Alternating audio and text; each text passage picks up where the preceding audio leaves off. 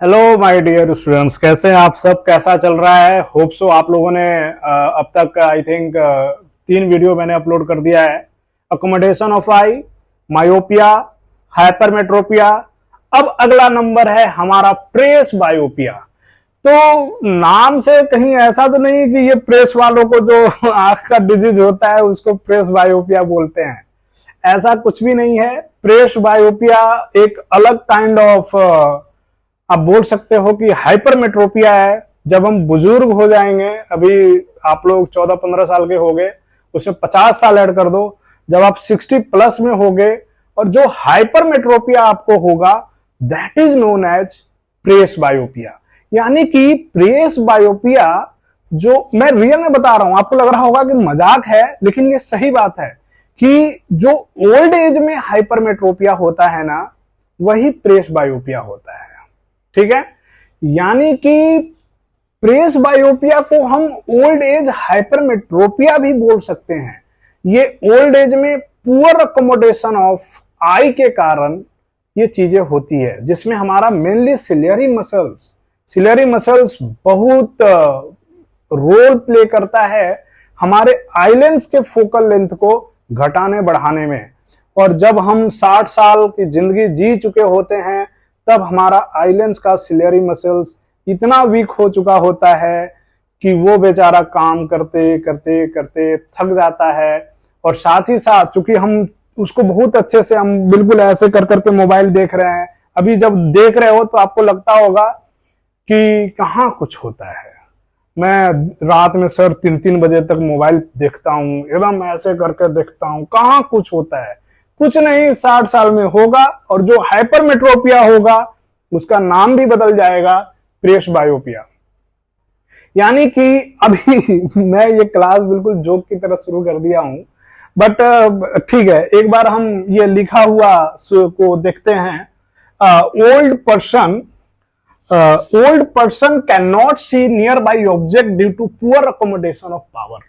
यानी कि जो सिलियरी मसल्स के जो वीकनेस है उसके कारण जो पुअर अकोमोडेशन होता है, और उसके कारण जब हम नियर बाई ऑब्जेक्ट को हम क्लियरली नहीं देख पाते हैं, उसको प्रेस बायोपिया बोलते हैं। And the next point is old age hypermetropia. यानी ये जो प्रेस बायोपिया है ना, ये ओल्ड एज का हाइपरमेट्रोपिया है। जब हमारी एज ज्यादा हो जाएगी और जो हाइपरमेट्रोपिया होगा, तो डॉक्टर साहब उसको एक नया नाम देंगे, बोलेंगे आपको ना प्रेस बायोपिया हो चुका है।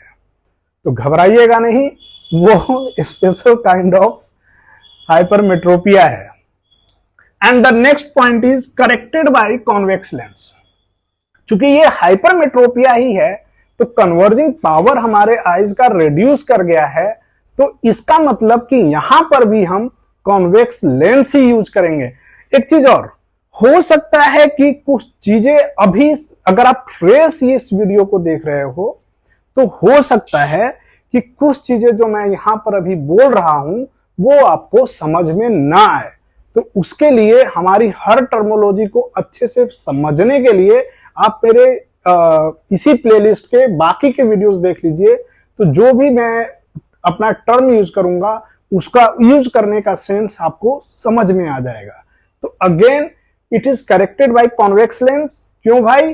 क्योंकि हाइपरमेट्रोपिया में पुअर जो हमारा कन्वर्जिंग पावर था आई का, उसको बढ़ाने के लिए हमने कॉन्वेक्स लेंस यूज किया था।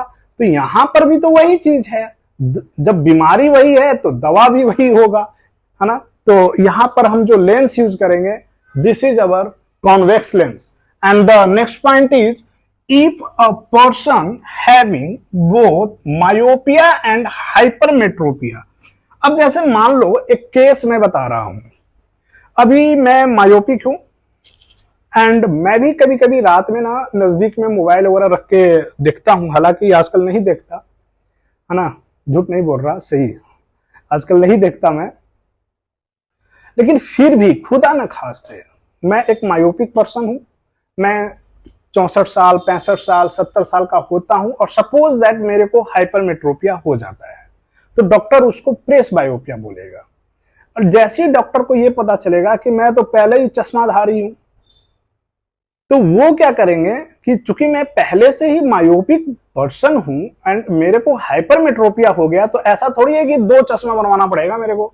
एक तो दूर की चीज को देखने के लिए जब थिएटर में बैठेंगे तो ये वाला चश्मा, और जब न्यूज़पेपर पढ़ना हो तो दूसरा चश्मा। ऐसा बिल्कुल नहीं है।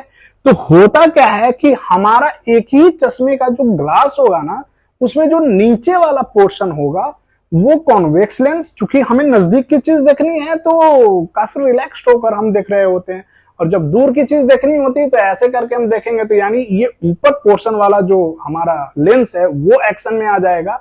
तो चश्मा कुछ इस तरीके का होगा। चश्मे में ये वाला जो पोर्शन है जिसपे मैं ब्लू पेन चला रहा हूं, ये वाला पोर्शन हमारा कॉनकेव लेंस का होगा, और ये वाला जो है पोर्शन ये हमारा कॉन्वेक्स लेंस का होगा। और इस चश्मे के जो ग्लास हैं उसको बोलते हैं bifocal lens.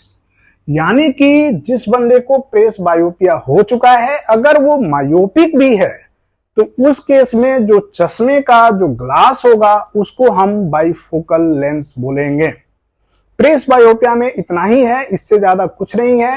It is a special kind of hypermetropia जो कि ओल्ड एज में होता है। इसे हम ओल्ड एज हाइपरमेट्रोपिया भी बोल सकते हैं। It is corrected by convex lens. अगर किसी बंदे को मायोपिया के साथ साथ हाइपरमेट्रोपिया भी है तो हम बाइफोकल लेंस का ग्लास उसे प्रोवाइड कराते हैं, जिसमें बॉटम में हमारा कॉन्वेक्स लेंस होता है और ये ब्लू वाला रीजन जो टॉप वाला रीजन है उसमें कॉनकेव लेंस होता है। अब अगर इसमें कोई डाउट है तो मेरे को बताइए। अच्छा, एक चीज बोलना मैं भूल गया, शेयर जरूर करना है ना। शेयर करते रहिए एंड सब्सक्राइब भी कीजिए, लाइक भी कीजिए, कमेंट भी कीजिए। कमेंट पढ़ने में भी एक अलग ही मजा है ना। तो आप लोग मेरे को जो भी चीजें हैं जो चाहिए वो आप करते रहिए। मैं एक से एक अच्छे अच्छे वीडियोज, अच्छे अच्छे क्वेश्चंस आपको कराने वाला हूं। अगर स्क्रीनशॉट लेना है तो ले लो।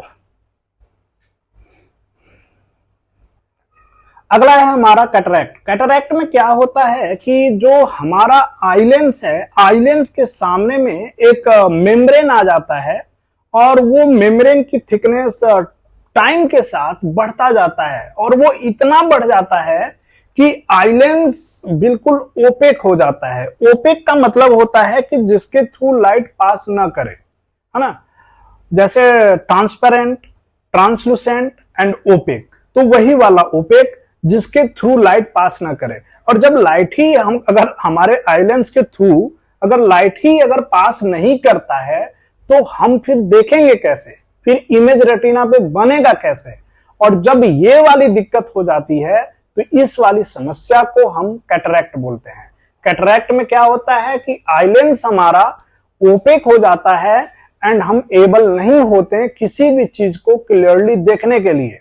तो इसमें हम कोई चश्मा वश्मा यूज नहीं करते हैं, बिकॉज ऑफ इसमें ऐसा नहीं है कि कन्वर्जिंग पावर बढ़ गया, डाइवर्जिंग पावर घट गया, ऐसा कुछ नहीं है। इसमें सीधा हमारा आईलेंस जो है वो हमारा ओपेक हो चुका है, तो इसमें सीधे सर्जरी की जरूरत पड़ती है। एंड सर्जरी में जो हमारा आईलेंस है उसको रिमूव कर दिया जाता है, एंड रिमूव करने के बाद उसमें एक आर्टिफिशियल लेंस डॉक्टर द्वारा हमारे आईज में लगा दिया जाता है। ठीक है, तो ओवरऑल कैटरैक्ट के बारे में इतना ही है। एक बार मैं क्या लिखा हूं पढ़ लेता हूं।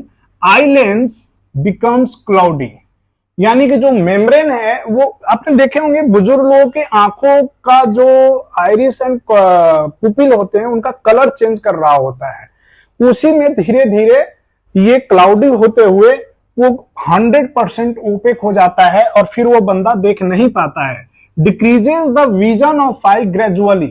ऐसा नहीं है कि आज रात में सोए और कल सुबह उठे तो अरे भाई हमें तो दिख ही नहीं रहा, ऐसा कुछ नहीं होता। धीरे धीरे होता है, 2-4 साल 5 साल आपको लगेगा एंड फिर आप आइडेंटिफाई करोगे यार मेरे को ना थोड़ा धुंधला नजर आता है। चश्मा वश्मा बार बार साफ करके जो भी बुजुर्ग होंगे वो पहनेंगे, उसके बाद भी धुंधला नजर आएगा।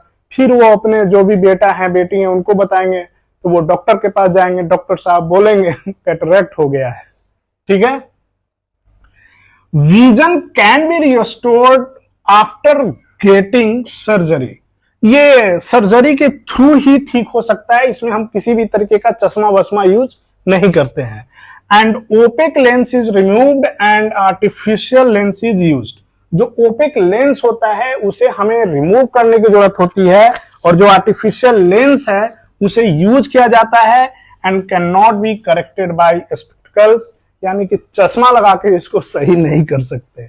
चश्मा साफ कर करके लगाते रहो, अगर कैटरेक्ट है तो कोई फायदा नहीं होगा, आपको सीधा डॉक्टर के पास जाना होगा एंड सर्जरी करानी होगी एंड अपने आंखों को अच्छे से ध्यान रखना होगा।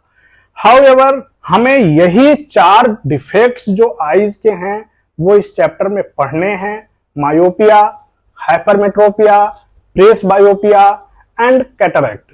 कैटरेक्ट आई थिंक एनसीईआरटी में शायद नहीं है, बट कभी कभी इससे क्वेश्चन आ जाते हैं, तो ये जानना जरूरी है एंड शेयर जरूर करें। मैं भूल जाता हूं, बट आप लोग याद रखिए देखने वाले, अगर रियल में आपको मेरे वीडियो से कुछ भी फायदा हो रहा है तो जरूर शेयर कीजिए, सब्सक्राइब कीजिए, लाइक कीजिए, है ना, ठोक दीजिए।